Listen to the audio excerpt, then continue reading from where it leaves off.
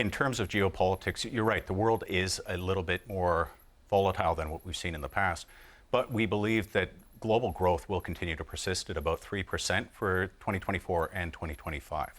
Now, for ourselves, we actually believe that India, in particular, that's looking at GDP growth of about 7%, and China at about 5%, that will contribute 50% of the global growth overall. And so there's a lot of opportunity for commodities that will be essential for the future, such as potash, copper, and the steelmaking materials that you referenced at the start.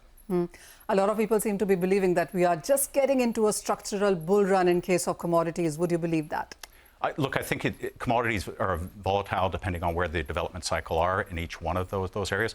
We believe copper in particular is potentially at the start of one of those bull runs. And the reason being is that we're seeing a lot of growth, both in traditional demand, but also driven by the energy transition and also technology coming forward as well. So we expect that copper will grow by 70% relative to this year out to 2050. All right. Well, I have read some reports and BHP has been quite bullish about copper. So for the near term, it clearly is about the Chinese demand, which is not so great. And then the world is also looking at some slowdown in Europe. The bright spot clearly has been India to some sense. So for the near term, how would you look at demand? And slightly longer term as well, where do you see the maximum demand coming from? Well, first up, we are so excited about India. And how can you not be excited about India? And we are thrilled to be part of bringing forward the sustainable development in this country. And that's really been a key message for us throughout the week. Now, in terms of demand, as I mentioned earlier, copper, I think, is going to be an exciting commodity to be a part of. And you're right, we have seen a bit of decline out of China in the last year, but that's being offset in other areas as we see increased pull for new technologies associated with renewables, and also with data center usage basically starting to pick up. That's going to be a big growth area for us as well. As we understand in sense of copper that the mines are far and few, the new ones that is, the new projects that is, and how is BHP approaching the supply part of it for the longer term with the kind of supply needed to fulfill that demand? How are you looking at the numbers stacking up? Well, that's tremendously well said. So demand looks very robust moving forward. Supply is going to be a challenge for a number of reasons. One, copper is becoming more and more difficult to find. And in the jurisdictions where you actually find copper, the ability to bring that on at pace is taking longer.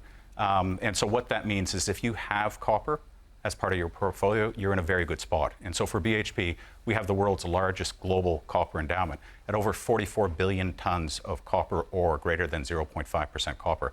And so really our opportunity is how do we actually work with partners and Indian partners to actually bring forward that future opportunity. Just coming back to supplies yet again, and there was this Anglo-American buying bid that you did work with, hasn't worked. Is the conversation still on with them?